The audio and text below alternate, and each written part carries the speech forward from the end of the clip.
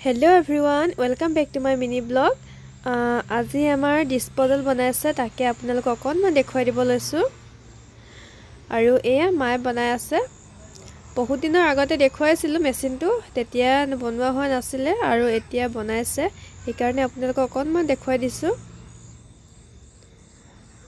আৰু এয়া বহুত গৰম হয় আৰু ইমানে বনোৱা হৈছে আৰু বহুত আছে বনাবলে পেপাৰবোৰ এনেকৈ আহিছে অকল মেচিনত ভৰা ডিজাইনটোহে বনাই দিয়া হৈছে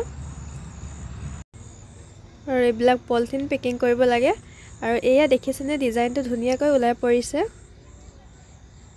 আৰু এইটো হৈছে ডিশ বনোৱা মেচিনটো আৰু এয়া হৈছে বাটি বনাবৰ কাৰণে আনি থৈছে বহুত দিনে হল অনা গুটেই ধুলিয়ে পৰি আছে আৰু আমাৰ এয়া টিকলুজনী বাহিৰতে খেলি আছে বহুত বদমাছ কৰে দে একদম ৰাস্তালে দৌৰি দৌৰি যায়গে আৰু যদি আপোনালোকক ডিসপোজেল বা প্লেট লাগে আমাক কমেন্ট কৰি জনাব পাৰে আমি যিমান পাৰো দিবলৈ চেষ্টা কৰিম দাদা স্কুলৰ পৰা আহিলে ন স্কুলৰ পৰা আহিলে তুমি কি খালা মুখতে লাগি আছে কি খালা হা কোনটো কোনটো ও